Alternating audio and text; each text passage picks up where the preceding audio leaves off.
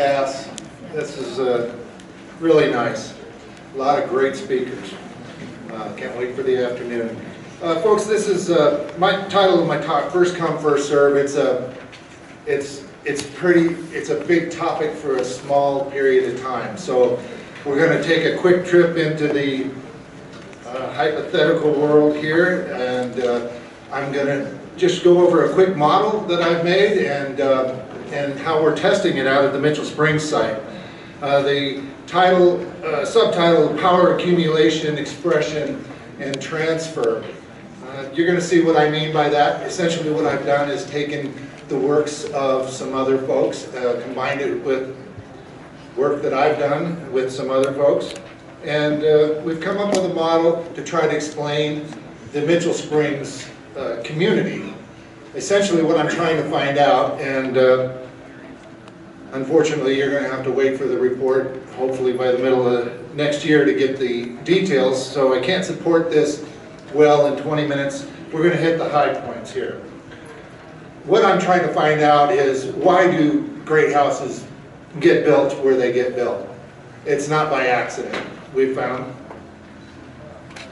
This is the area that we're talking about, and I've used this map because it's part of another study that I'm involved in, and it was handy.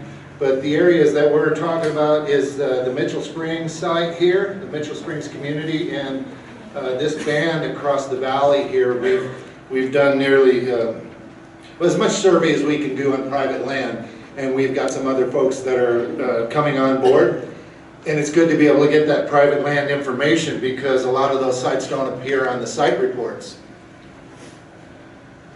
What I've done is I'm up to over 25 communities that became great house communities, and what I'm trying to find out is why do they put them where they put them. And what I've correlated is watersheds have a lot to do with it. These communities that turn into great house communities tend to be bigger, they have long histories, and perhaps maybe most importantly, they have catchment areas that are easy to take advantage of. So all of these blue lines are drainages. And if you look at all of these drainages here, they all drain into and near the Mitchell Springs community. And so we've looked at our next door neighbors in the community. We see Mud Springs going over due that way, 4.5 miles. Lakeview community, it's 6 miles that way. And looking at some of the other great house communities, there's a great house up here, small watershed, small community. There's a great house here. It's a small watershed. It's a small great house. Over here we have one of these, what I call big house communities, and what that simply is these are not great houses, they're just bigger bumps than all the other bumps in the communities, and the communities appear to be smaller, and they may be scion communities to these bigger communities. For instance, if you look at Mitchell Springs and you look coming up the watershed here, you'll run into the areas that may have been being taken advantage by people that live in these other communities. So in trying to link all of these together, we're finding that, as you can see, there's networks of these communities throughout the Montezuma Valley. And I've looked at the sites, looked at the dated sites along these drainages, and tried to figure out why these sites went where they went. And essentially what I've come up with is that even though we can't put a strong date on it, irrigation, flood irrigation got into the area, I believe sometime in the late 800s, and that probably explains the boom in population that we hit in this area. So the older communities, we found out they have the best chances typically of forming a great house within the community. So looking down at Mitchell Springs, what you're looking at are these big bands of 800 to 900 AD room blocks. These bands right here. And there's another one that I don't show right behind this great house right here. And if you look at these closely, what I'm looking at is how these lands came to be settled, and what it looks like is when people became more sedentary back in the Basket Banker 3 times, but they began to live permanently on the land. People were making claims on the land at that point. And the land that was claimed quickest was probably the most productive land. And once you claim those, you don't want to give those up. And what my hypothesis is that because of what we're coming across and because of some of the work of others, it appears that these great houses form in these old communities, perhaps related to the oldest parts of those room blocks. In front of these room blocks, a lot of times in the middle of them, like this for instance, you'll have a big structure. And a lot of times they'll relate to this part of the room block that by accretion they grew wings on them and that started to wrap around. But in this one, there was a big great house that formed. Next to it was a smaller one. Unfortunately, a well-known pot hunter erased those in 1976. Luckily, we got them mapped before that happened. But our study is going to be around this area right here, where we have a great house forming in front of an old arc of rooms. This is in close-up. Here's the arc of rooms out behind it. We're tracing rooms going this way. We have rooms facing to the north. These are flagstone floored rooms, really unusual. We see them out there. You'll find them in site reports, but I don't think anybody's come up with a real good explanation besides a good way to keep rodents out for why that happens. What this is, folks, is a great house right here, and you can see this. It started forming as this row of 8 rooms right here. They pulled out these walls, they added this kiva, they made it 2 stories tall, they added this on, and at that point they added this wall. But related to these rooms, coming underneath here, coming this way, there's rooms under here, and these rooms over here, they all seem to focus on this. They head toward this tri-wall structure. We set out to find out, because the last tri-wall that was excavated was done in the 50s, using semi-modern techniques, but the questions that were being asked were very simple compared to what we're trying to find out. Why do tri-walls form? There's only a dozen or so known to exist. This one did not set out to become a tri-wall from the beginning. It started as something else, and in the center of it is a 900s era round kiva, no masonry. It's like a tube. There's no features, there's no pilasters, there's no roof supports. And over that tube was built a tower around it with scabbled masonry. This is a late 900s structure. And towers, as you saw in Jason's presentation, these towers this early are fairly rare.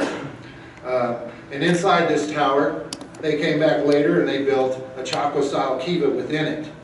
But you can see, based on the lines, that this grew in parts. It started with this, then it started with the tower, the kiva, then the tower, then this wall. And what they were doing is trying to hold on and save the masonry. It looks like they're monumentalizing their work. It would have been so much easier for these people to have removed these rooms that are standing 1.5 or 2 feet above the plaza of their tri-wall, but yet, what did they do? They filled them up and they monumentalized them by preserving them. They put a white redeposited caliche fill into these things, and there were platforms running across here. And out in front there's a series of hearths. I'm going to talk about this structure here because what I'm proposing is that these old communities that seem to center on the center of these arcs, these are the oldest parts of the communities. And this is where the founders, I believe, would have probably gravitated toward. And my claim, what I'm trying to put together and build a circumstantial case for is that possession is 9/10 of the law in today's society, and I think living on the land was a signification of ownership or control. And what we see here is people tend to want to live on top of their relatives. And in this case, I believe these are their direct descendants. Now that's a difficult case to make archaeologically, obviously, but there is a lot of circumstantial evidence to support it. So what happens is that I'm going to talk about these, what I call power groups, and how they form, where they form. That's the expression And the formation of them is from the earliest people, and then I'm going to talk about transfer. Make sure I didn't skip one. Okay, so what is power? My model, I call it the co-op model. And I'm saying the groups who controlled the most productive lands were probably the village founders who had the pick of the lands that they wanted. The control of these lands and the ability to grow food year in and year out. Obviously they had bad years in there. And the climate was good in this period of time. But it assisted, if you had these successful lands and you had lots of food, you could throw these ceremonies that you could attract people to. And maybe you could attract new people into your co-op, because bringing people in the co-op would have been necessary if you're breaking open new lands. In the 800s, when they're getting these flood irrigation technologies, it made a lot of land that hadn't been, I mean, it was dry farmed occasionally, but never year in and year out, probably with the use of diversion channels, collection ditches, and distribution ditches. And that takes a lot of work and a lot of people to do those things. So we also see that these power groups seem to have control over status items such as turquoise shell and jet. I call them farm managers, the power groups, who may have lived in these great houses, probably descended from the earliest people in residence. And there's some reports out there that you can find that we're really getting close on this, folks, as far as tying descendants into later structures in Chaco Canyon and elsewhere. So, this is how the village at Mitchell Springs started. It was a basket maker 3 community. This is a pit room, which did not have a hearth until the very final days. So they were not living in this structure. They were using it to grind corn and store corn. When you find these structures, they're typically in larger settlements, not in smaller settlements. So we can make the assumption that there's living rooms nearby. We just haven't found them, but we found lots of evidence of basket maker. This is that big structure I showed you earlier. We're looking down at a distortion-free photograph that we've sort of figured out a way to make it distortion-free using drones and algorithms and other methods that we devised. But this structure was ceremonially closed. It's a pretty big structure. It's about 5 meters by 6 meters. Approximately 30 square meters of floor space. This, I believe, was used by one of these power groups. And when they closed this, when it was done, they set this structure up with just an incredible array of items that they used. It had baskets all over the floor. It had vessels, grinding tools, axes, points, archaic points, a feather box, and some other items. This is it looking down on it, and you can see some of the items that were found over here. It had a feature that was tied to this wing wall here. And it was it looked like a rack. It held racks. It had a place that it would grab it here and onto the wall here and onto the wall here. 35 monos in this area and 1 matati over here leaning up against the wall. We found lots of cordage and textiles, sandal fragments, baskets, and in particular some interesting shaped stick features that could possibly even be altars underneath these baskets that were filled with corn. And it's been pointed out to me that desiccated corn can shrink at different rates, and so that if you look at a burned corn cob, it may not necessarily be what as big as we think it was. Thank you. But the corn that was in this structure, compared to all the other corn cobs that we found, and we found hundreds of them, all of them about this long. The corn cobs in this structure were about this long, and the kernels were as big as what we eat today. They're all over this structure, and everything was laid out. There was a cloud blower pipe next to the right and left radius of a bobcat. Next to that was an giant archaic point, and vessels and these shaped stick mats or whatever they were underneath these baskets. This is a travertine pipe that was also another pipe that was on the floor. We've got some residue inside of these. I've been looking at these. These are found sometimes in great houses, but they're pretty rare. And especially from that time period. To find something like that in the 800s is fairly rare. This is the floor. You can see the roof fell right on the floor. You can see cobs all over here. These mats and everything were across here. This is a close-up of the tri-wall structure, and so you can see how it grew. The cyan was the earliest, and these are these flagstone floor rooms going underneath this structure. They're coming around from this side as well. This is the Chacoan-style kiva that was built into the tower. So these are some of the ways that you can see how power was forming. And this is the kiva that's underneath that Chaco-style kiva. And so they're using this space over and over and over, almost like, it reminds me of what's sometimes referred to as earth navels.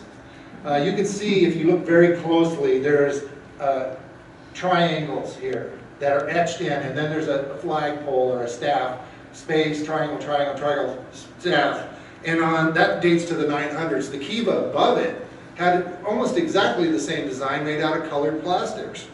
This is it. Unfortunately, the plaster was not a very good photograph. We've got samples of that were being analyzed right now. We had 44 coats of plaster on that. And we've done X-ray fluorescence and ICP-MS and ICP-OES on all of them. So power transfers, this is how I believe when this thing came to an end somewhere in the early 1130s or so, these places that were occupied just sort of fell apart. Everything went to heck. There was down cutting, all of these features that they were building to get water onto the bases.